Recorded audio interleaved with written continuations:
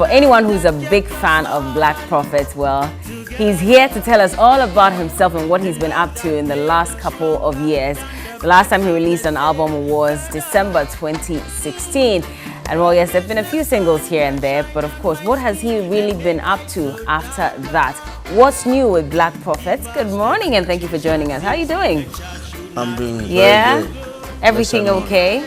Everything lovely. We give thanks for life. Definitely. Have you been in Ghana for long? Do you live in Ghana?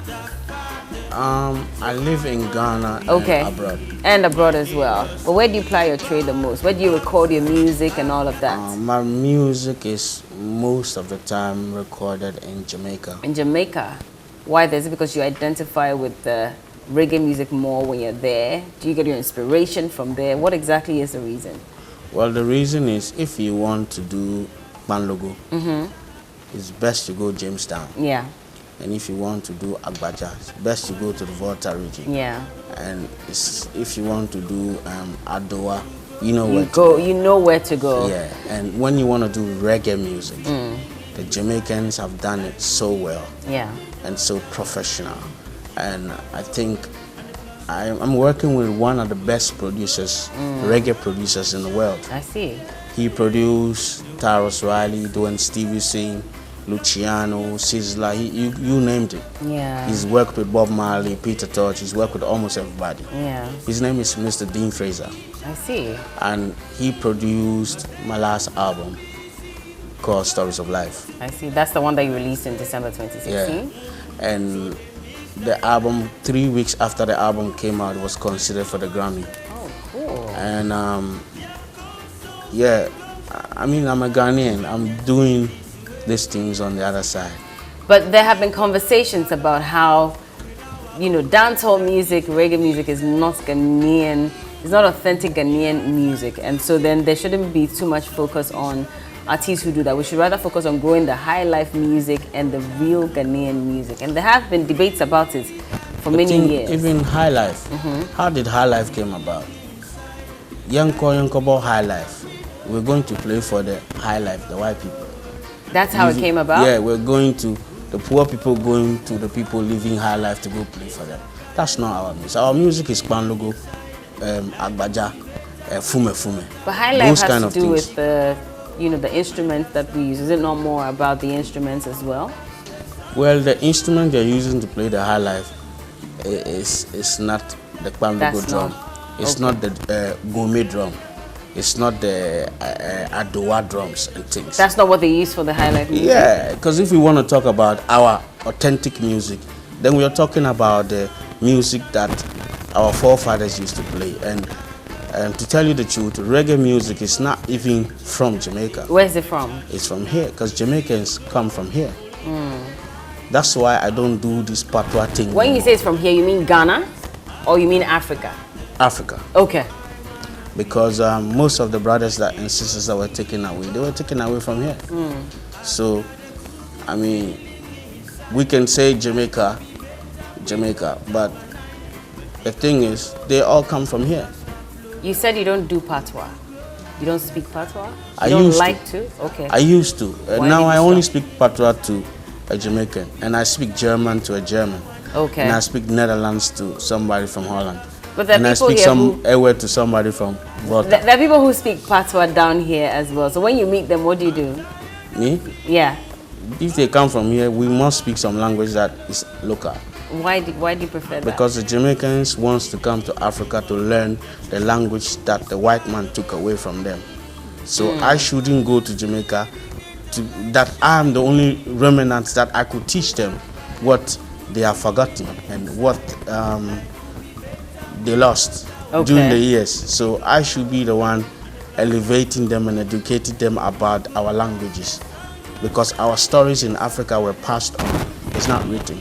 Most of it are not written. Does it mean our artists are sort of losing the direction in terms of trying to copy? Because there have been complaints as well that we tend to copy a lot more from the Western world and from other countries instead of making use of the rich sounds that we have in Ghana. Well, I will not.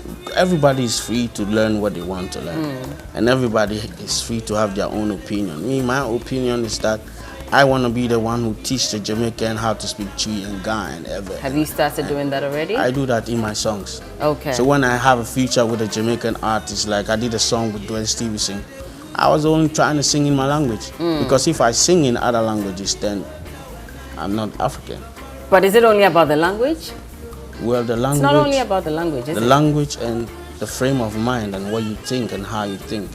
Me, I only think Africa. I eat Africa. I drink Africa. You only think Africa? Yeah, I eat Africa. I drink Africa. Do you wear Africa? I sing Africa. I wear Africa. But you're wearing a polo. Well, that's not Africa. Because it's not... today, I feel like wearing this. I wear what I want to wear and how I feel. You know? And when I want to wear Africa, if you watch the show, my turban is Africa. It's Africa. So I put Africa in the mix. At least it should represent. It has to be Africa in one way or the other. The attention is coming to Africa.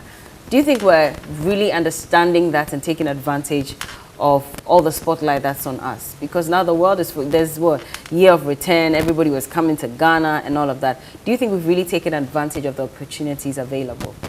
Yeah, we should make good use of it. Don't take advantage of it. Because when we take advantage of things, we turn to abuse things. So we should appreciate we being Africans. Because, and when they do this year of return thing, they should not just talk it. It should mean something. Okay. And before the people who come from abroad and return home, before you give the people abroad lands, what happened to the people here who live here, who are working hard, who don't have lands? Okay. So they must also have land. Then they can share with those who are coming. So when the people here are not happy, the people who are coming won't be happy. Because they will share their poverty with them, you know? Yeah. When the riches refuse to share their riches with the poor, the poverty forces poverty to share poverty with the riches. I see what you mean. Anyway, we're not going to dwell too much on that. Let's talk about music. What's new with Black Prophet? Well, I'm working on 2 albums as I speak. Okay. I'm working on one called Diversity. Diversity. And I'm working on the other one. I need to go to Jamaica as soon as possible because my producer is... Okay, so that one doesn't have a name yet, but Diversity, 100% done? Almost done. Almost done. When is that coming out?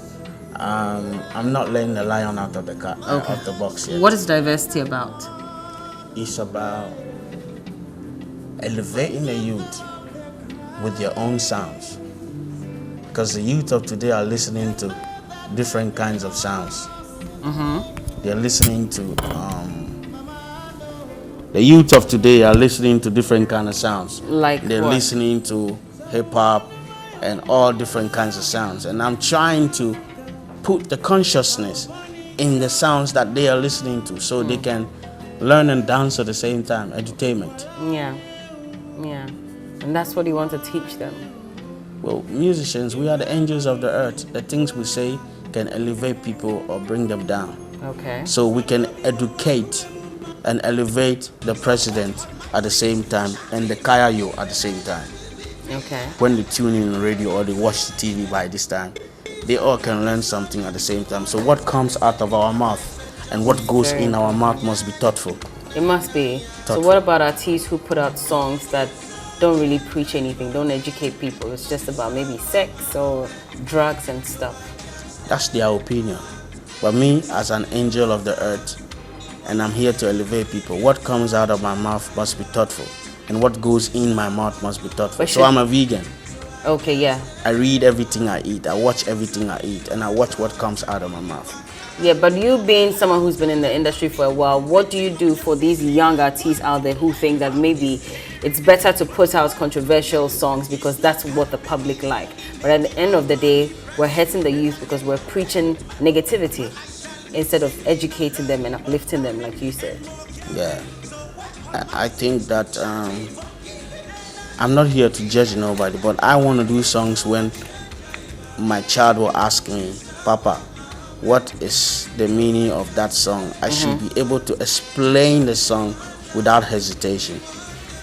Okay. So it is their cross. They have to carry their own cross. And you carry yours. And as I well. carry mine. And I everybody has to know what comes out of your mouth must be thoughtful. I am saying this, so everybody can learn from what I say. Definitely.